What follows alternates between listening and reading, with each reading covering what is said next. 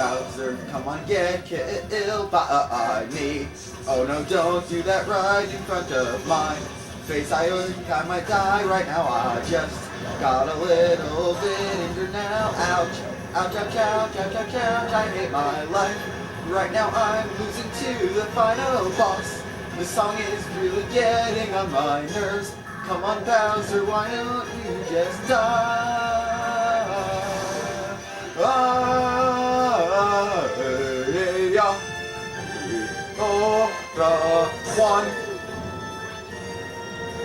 One spin. I'm waiting for two spin. Now it's time to die, finally! Yeah.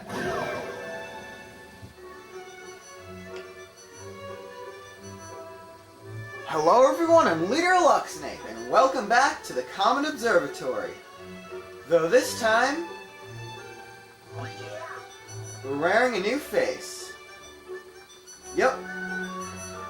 This is not really a new file. I didn't start a Luigi file on the file that I completed for the LP. This is an old file that I never beat as Luigi, and I only have 25 stars. So, really, the first order of business is to basically show you the differences between Mario and Luigi. First off, this doesn't even have to do with controls.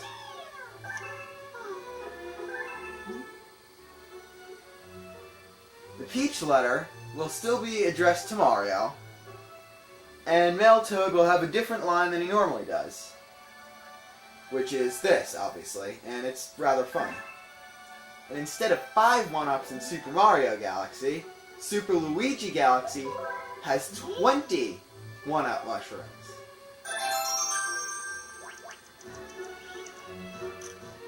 Which is very much more useful.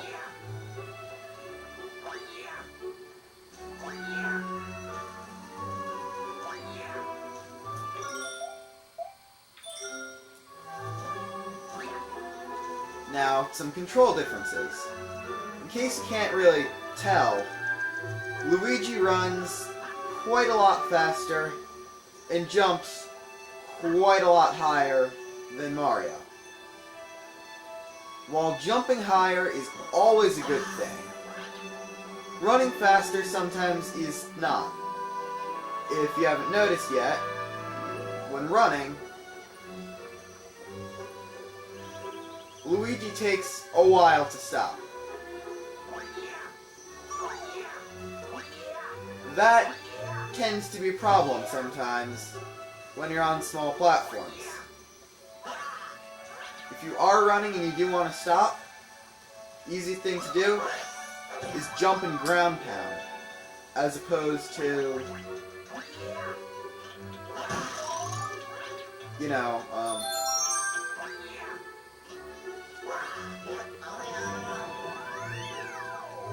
stopping. Sorry, couldn't think of the word there.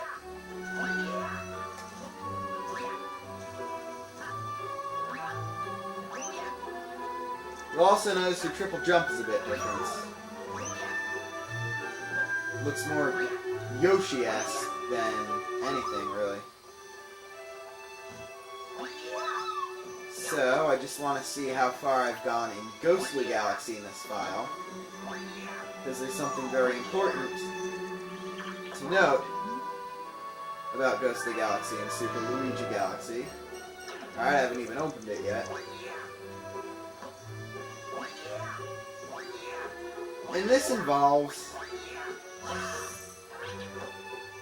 the weird paradoxical enigma, pardon the Pikmin 2 reference, about how Luigi, blah blah blah. This is actually the first time I've gone into the kitchen on this file, which is kind of funny. Oops, that was Beach Ball. There's Ghostly Galaxy. How you had Luigi helping you gather the stars sometimes, and he got lost and you had to find him in galaxies. So, when you're playing as Luigi, who do you save? mission is still Luigi in the Haunted Mansion.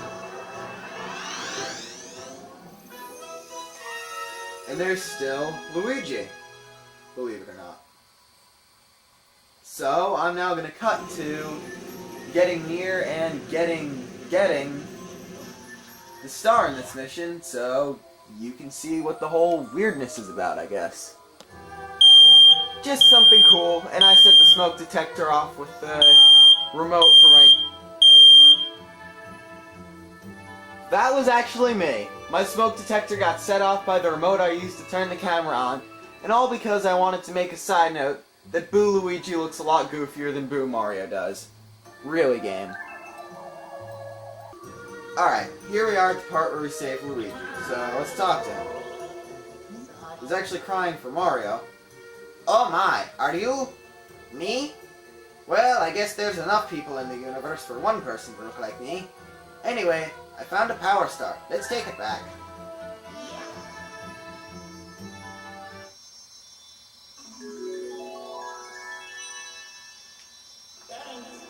Let's go home.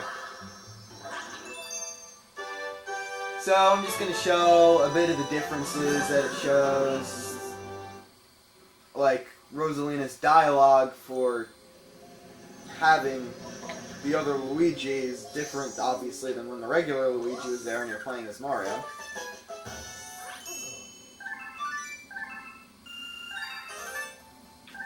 Yeah, ironically, I opened the library, and that's going to be one of the newer orders of business.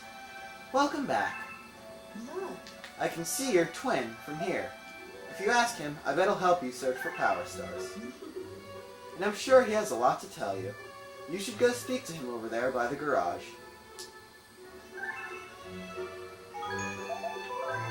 Saving a course.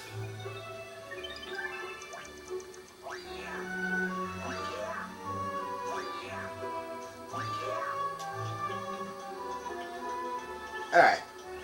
Looking at the other Luigi, you can notice that he's actually a bit taller than you. And you might be able to not tell without looking in first person, but his skin is actually a bit darker than your own. So, and his clothes are darker too. So, he's not the exact same as you. So, he's actually yourself in an alternate universe, which I think is pretty cool. So, the next thing to do is to switch to my 100% complete file as Luigi and show you a couple other things. Now, you might be wondering why I'm still being able to fall off the observatory despite having just 100% of the game. Why I did not unlock Super Luigi Galaxy when I off-screened the final Bowser level. That is because when I off-screened it, I had like, what, 60-something stars as opposed to 120? With the Bowser level star,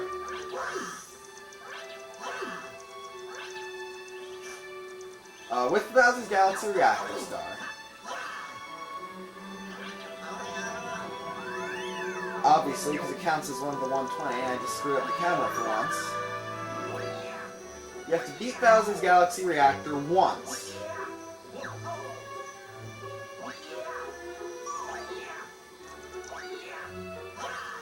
So, once you do that and have the rest of the stars, it's impossible to have 120 on the first go-around because beating Bowser unlocks the Purple Comet. Only then, after beating Bowser again with 120 stars, will you actually unlock Super Luigi Galaxy.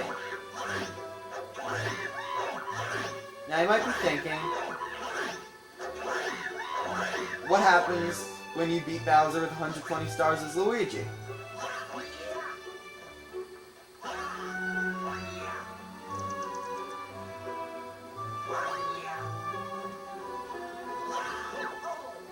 Well, that's what I have to show you next, I guess.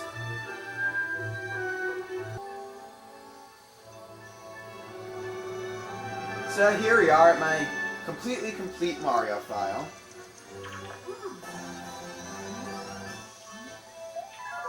Rosalina has that. So there's one thing to show. After getting 120 stars as both Mario and Luigi, if you go to the trials, no, you're not going to see me fail at stuff again, sadly. Fourth Green Luma has appeared and will ask to go to the Grand Finale Galaxy. And I think you people all know where we're headed.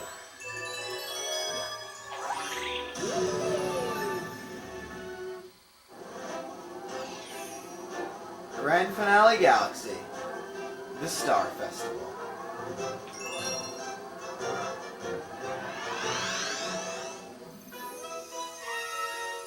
That's right, the final power star of the game. Takes place back at home in the Mushroom Kingdom.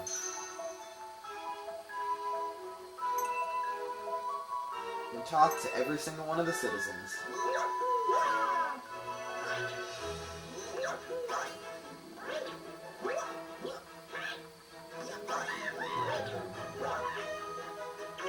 And you say? So, as you saw before, this is just going to be a leisurely purple coin mission. No time limit, just getting to talk to every NPC. I mean, most of these, besides all the toads, are really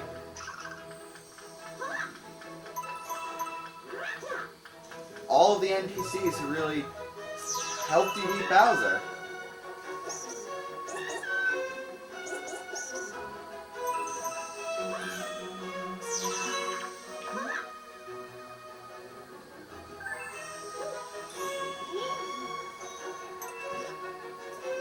Well, apparently something good happened to the Toad Brigade.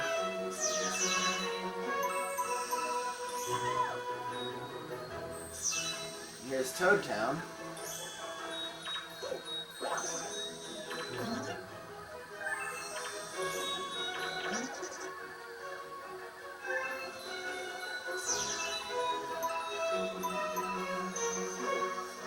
Looks a bit different than it did in the Paper Mario days. That's ought to change with Sticker Star.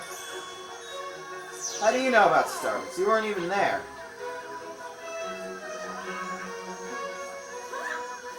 Oh, Guillermo. You're such a Guillermo.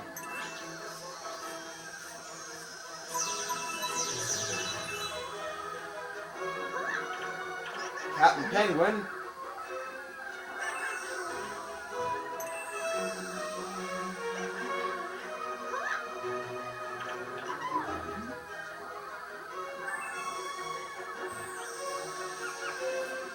Penguin erased.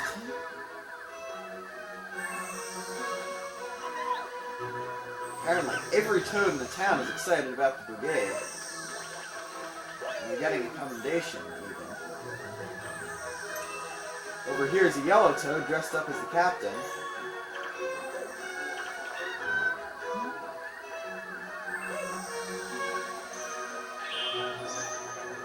There's a bee stuck up on the wall, actually. Ah, there you go.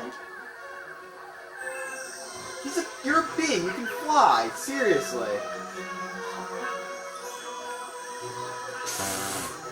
Guillermo's.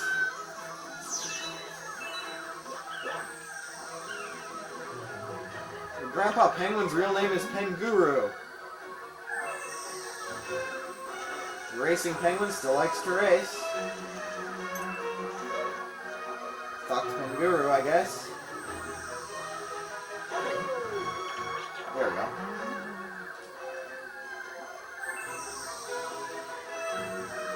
This is really the greatest gathering. Even Billboard showed up.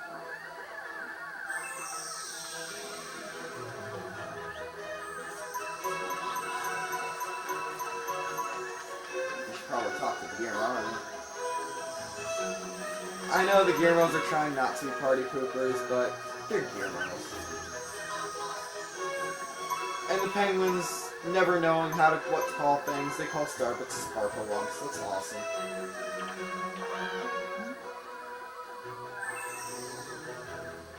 At last we found the Toad Brigade captain. Mr. Mario, you've got to hear this. We did such a good job, they're promoting us to Royal Guards. With me as the Royal Guard Commander, nobody will ever kidnap Princess Peach again. Ever! Koopas, Boos, giant overgrown moles, whatever, bring it on! Surprising reference to either undergrunts or major burrows. Which is kind of interesting, especially considering, well, undergrunts are the only enemy mentioned there that actually appeared first in this game. Blue Toad.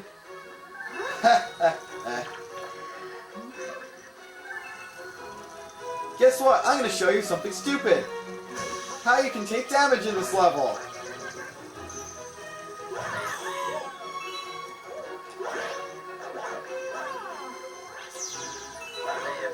Fortunately, without another coin, I can't regain that health. Wait, did I ever talk to you? Pickaxe Toad.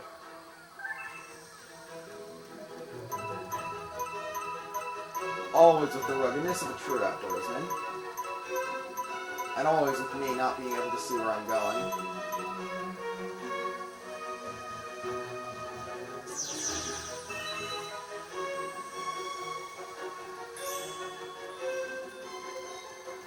There we go. Now I can see where I'm going.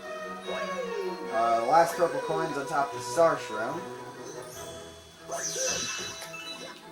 Ouch. It's a cool combination of Super Mario 64 and Paper Mario series stuff.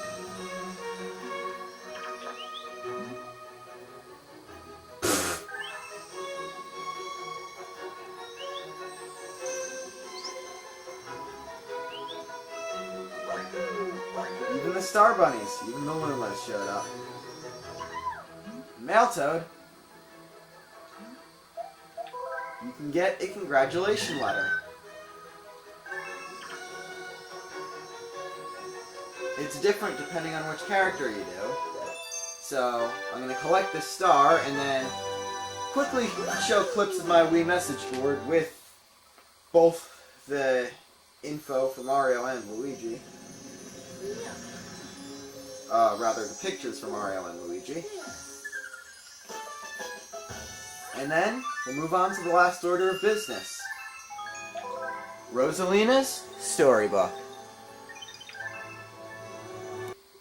Here we have the picture you get with beating it as Mario, with him, Peach, your Luma, a gold Luma, and a green Luma. And for a Luigi completion of Grand Finale Galaxy, we have a very startling picture that I'm sure Daisy would not be very happy to hear about, with Luigi, Rosalina, and the Toad Brigade. Even though some may argue that the yellow toad sleeping at Rosalina's feet is the real reason she's there. Alright, so now to the library.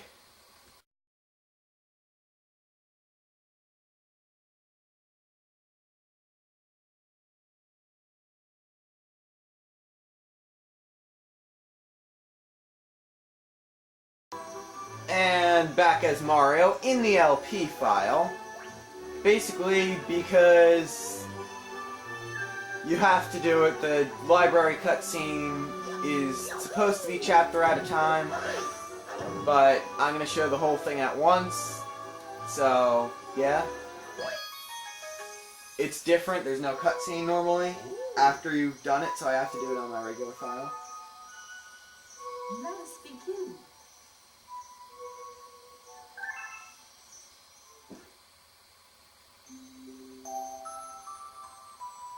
Chapter 1, The Celestial Duo. Our story begins a very, very long time ago with a young girl. One day, this girl spotted a rusted spaceship holding a small star child.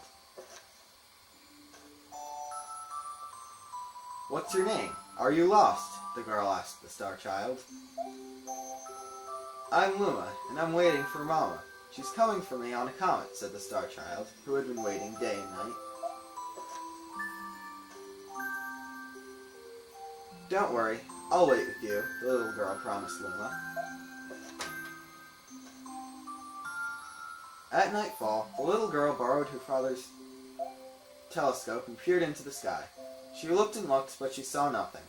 Hours turned into days and then years, but still the sky revealed nothing. Finally, the little girl sighed and said to Luma, "If we stay here looking much longer, I'll be an old lady soon." But then she had an idea. "Why didn't we go out there and find your mother ourselves?" The little girl and Luma fixed up the rusty spaceship, and then the two set sail into the starry sky. And this is how the search for the Celestial Mother began.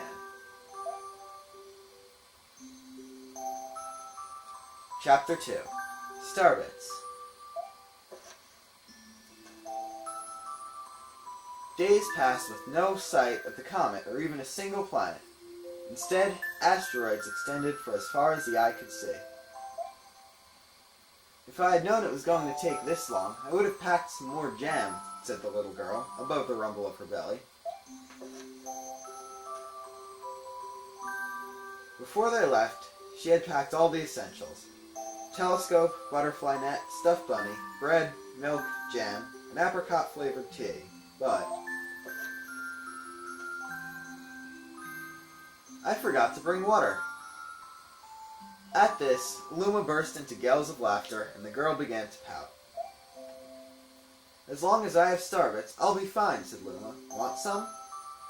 The little girls couldn't stay mad after hearing this. Luma continued to laugh, and the girl couldn't help but join in. "Alright, maybe just a nibble." Leaning far out of the ship, the pair began to collect starbits with the girl's net. They almost fell out a few times, but kept on collecting. The starbits tasted like honey. Chapter 3. The Comet.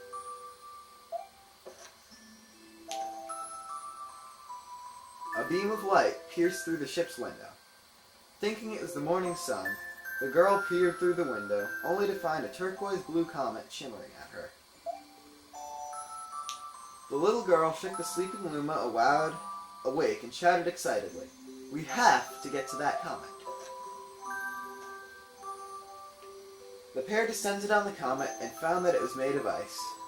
They looked high and low, but Luma's mother was nowhere to be found. Exhausted, the little girl sat down with a flop, utterly unable to take another step. "Look!" Peering down at the icy ground, where Luma was pointing, the girl suddenly noticed clusters of starbits encased in the ice. "Pretty good, huh? Finding starbits is my specialty," said Luma, beaming. "There's ice here, but it's so warm I'll bet there's water here too." The two decided to stay on the comet for a while. Riding the turquoise comet, the pair continued their search for Luma's mother. Chapter 4. The Dream.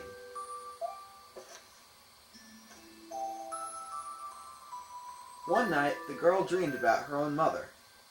"Where are you going?" she asked, her mother retreating back. Without turning, her mother replied, "Don't fret, dearest. I'm not going anywhere.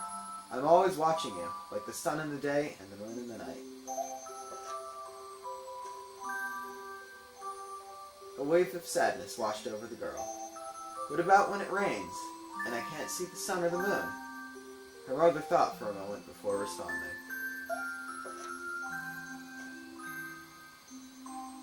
"I will turn into a star in the clouds and wait for your tears to dry." When she awoke, the girl's face was damp with tears. "You have starbits in your eyes," said Luma to the girl. Wiping her face, the girl replied, "These are tears, not starbits. I'm crying because I'll never see my mother ever again." At this, Luma began to cry too. "Mama, oh mama, wah," which I can't really do these effects because I already had to do Bowser's voice earlier. I'm recording this in the same session as the finale. The pair traveled through the starry skies, and though they encountered many other comets, not one of them held Luma's mother. Luma was despondent. Now, Luma, the rain clouds won't go away if you keep crying, the girl said, giving Luma a squeeze. I'll give you a present if you stop.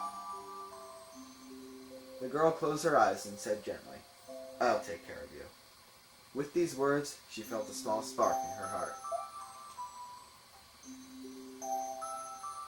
Chapter 5. Home.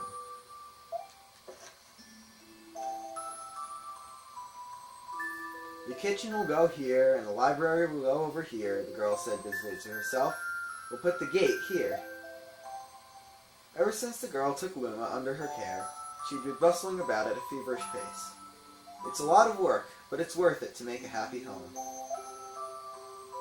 It turned out that starbits weren't the only things buried in the ice. There were tools and furniture unlike any they had ever seen, and the girl used them to build a home. Looking at the completed house, Luma remarked, Don't you think it's awfully big for just the two of us? With a library, bedroom, kitchen, fountain, and gate, it was certainly spacious, but still, something seemed to be missing. If only my father, brother, and mother were here, the girl said wistfully. Indeed, the house was too large for its too small residence. That night, clutching her favorite stuffed bunny close to her heart, the girl fell asleep in the starship.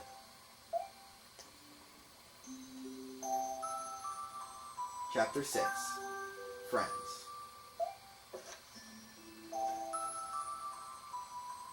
Then one day, while the girl sat sipping tea, a tiny apricot-colored planet appeared on the horizon. From the planet, another Luma of the same color emerged. Do you two know each other? The girl asked the two Lumas gleefully. Despite the girl's excitement, they seemed uneasy. The two Lumas neither drew closer nor backed away from each other. Instead, they just stared. Then one Luma broke the silence. My mama! At once the apricot Luma parroted back. My mama! My mama! My mama! My mama! The two Lumas began to dance around the girl frantically, and neither showed any sign of stopping. The girl was so charmed by this adorable scene that she couldn't help but laugh. And that's when something very strange happened. Suddenly more Lumas began to pop out from the apricot planet. They were different colors, but they all shouted the same thing. My mama! My mama! The sight of all the shouting Lumas only made the girl laugh harder.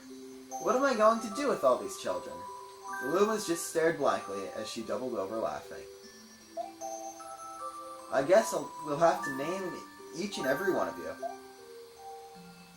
Tomorrow, once she had finished naming them all, she would begin moving all the Lumas into the new house. Chapter 7. The Telescope.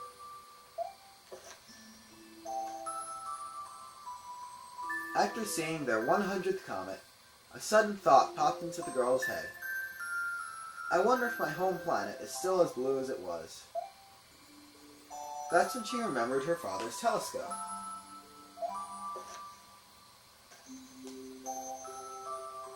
Peeking into the telescope, a tiny blue dot floated into sight.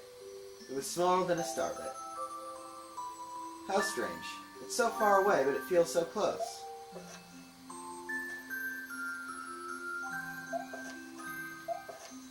She twisted the knob of the telescope, and the blue dot grew until she could make out a grassy hill dotted with flowers. It seemed very familiar to her. Zooming even closer, a terrace on the hill came into view. I used to go stargazing there when I lived on my home planet. She remembered rubbing the sleep out of her eyes as she followed her father up that hill to look at the stars. She remembered how she and her brother would sled down that hill. She remembered having picnics with her mother on that hill in bright and windy days. And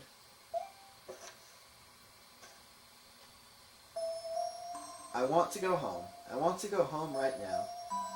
The girl burst into tears, and the Lumas didn't know what to do. I want to go home. I want to go back to my house by the hill. I want to see my mother. The girl was shouting now, her face wet with tears. But I know she's not there. I knew all along she wasn't out there in the sky. Because...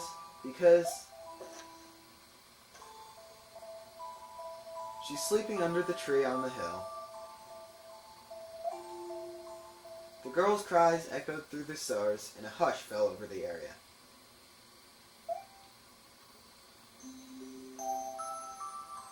Chapter 8. The Wish.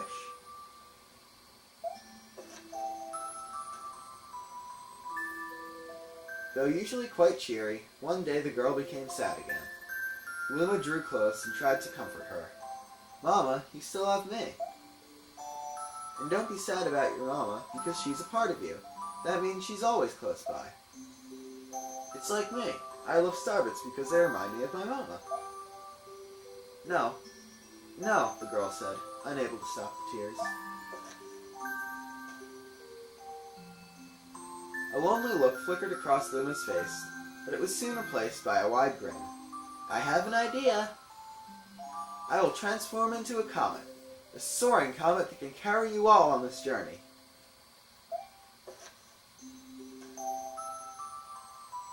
With that, Luma, trailing bands of white, soared high into the sky and just as quickly started to plummet back down. Kaboom! Kablam! The ground shook and a bright light poured out of the crater that the Luma had created. The bands of light twisted together to form a comet tail. And then Luma emerged, reborn as a comet. The girl could scarcely believe her eyes. "But how?" she kept asking. "Our destiny as Lumas is to transform into different things," said a red Luma who had suddenly appeared. "Stars, comets, planets, we can become all of these things. When I grow up, I want to become a star that makes someone special smile," said a green Luma. A blue Luma chimed in. "That Luma turned into a real cutie of a comet, didn't he?"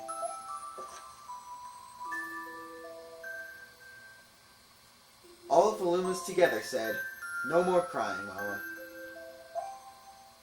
"Thank you," said the girl in a whisper, and she pulled the Lumas close and hugged them. From that day on, starbits no longer fell from the girl's eyes. The comet set forth for the girl's home planet, its long tail blazing proudly behind it.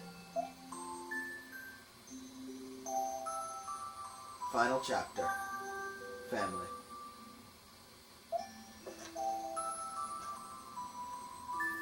With its many Lumas and telescopes, the comet was quite a sight to behold.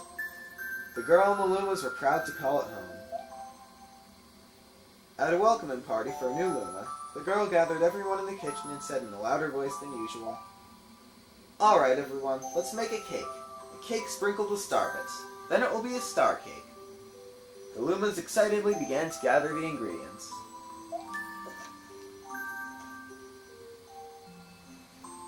As she watched the Lumas scurry about, the girl smiled and thought to herself, "This is my family now, and I will stay with them until they're ready to leave the nest. And when they do leave, I'll see them off with a smile. Because that's what makes a mother happiest." That night, when the girl lay down to sleep, a soft light enveloped her and reminded her of the blue planet she once called home. But it would be nice to return home once every 100 years to nap in my favorite sleeping nook. The comet carrying the Lumas and the girl continues on its journey to this very day. With more family members in tow than can be counted, it's said that the comet visits the girl's home planet once every 100 years, his proud white tail glittering in the sky. The end.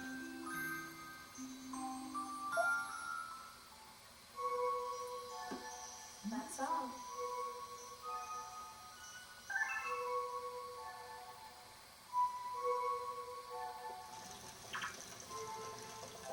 And now you can go back and read the storybook whenever you want to.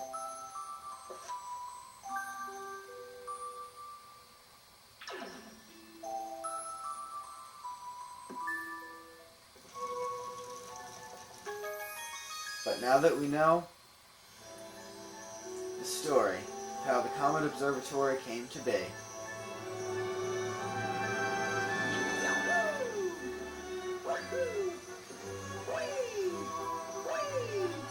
I can finally say that we have only just scratched the surface of all that Super Mario Galaxy has to offer.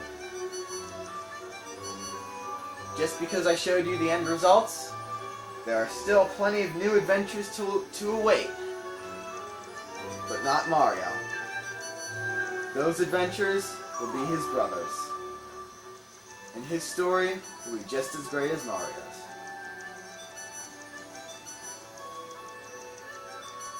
And while I will never cover Super Luigi Galaxy in a Let's Play, just because it's almost identical to Super Mario Galaxy, I can rightfully say it's just as good a game as this. It might as well be better. There are even new ending cutscenes that you couldn't see as Mario, but that Luigi can. But those, I leave you to find out yourself.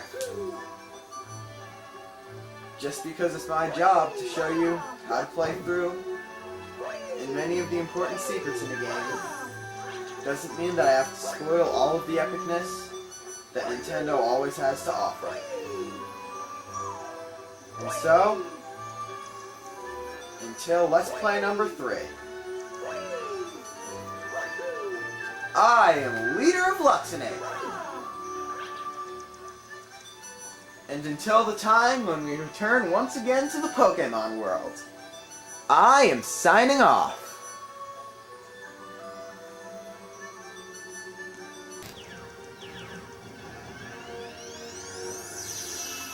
Sadly, even if you die on this planet, it puts you all the way back into place. Here we got bullet bills. I forgot there's a thwomp there that has 2 coins under it. So getting that bullet bill is a complete waste. There's another thwomp out there you can long jump to.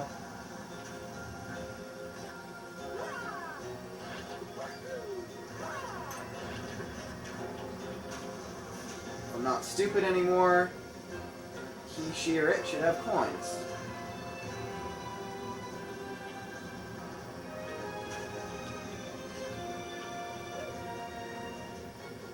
Only time in the game you will see bonsai bills. They're giant rotating cylinder-shaped thingies of death. Nothing really more I can say about them.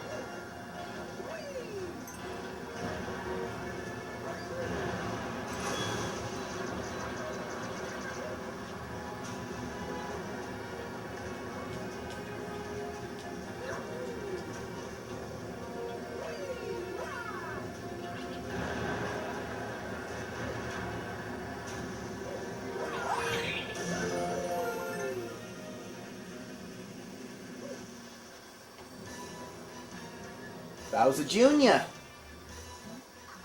Looking for Princess Peach? Too bad, because she's with me. Mario. Oh yeah! While progressing through the galaxy, you might have the serious undertone. This is the final battle now.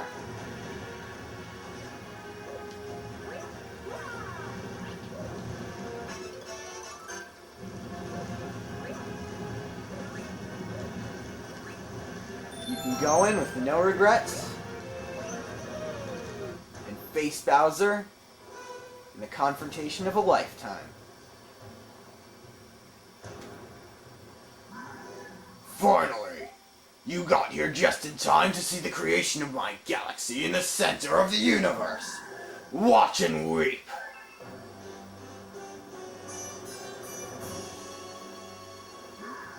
From this galaxy, I'll rule a great galactic empire with Peach by my side. It will last forever. I will rule every pitiful corner of this universe. So, Mario, as you can see, I got big plans, and stomping you is at the top of my list.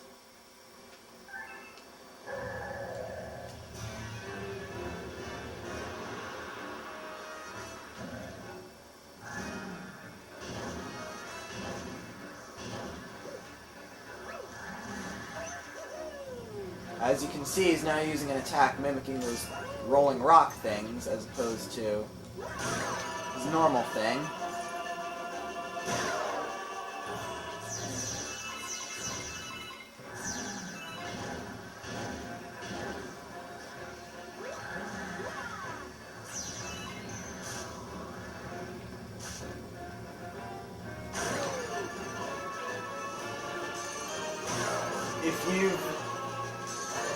That's why I think I recommended practicing breaking those things at one point in time. Now he's going to use his fire instead of his shockwave attack. He's going to do double shell thing. You have to spin one of those guys into it.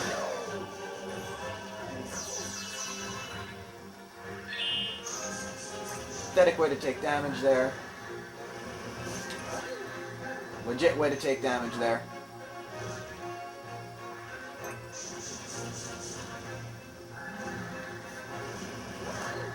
Another legit way to take damage there.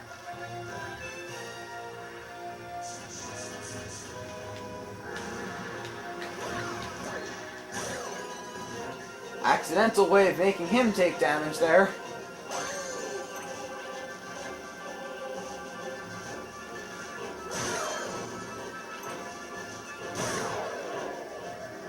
And now, well, it may be a return to old tactics. Now is when the final battle truly begins.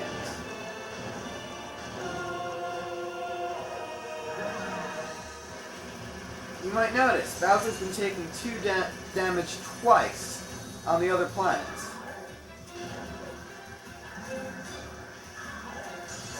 Epic music, by the way. I'm not sure if this was intentional, but counting this planet, which he also has 2 health, he takes 6 HP of damage. Same as Mario has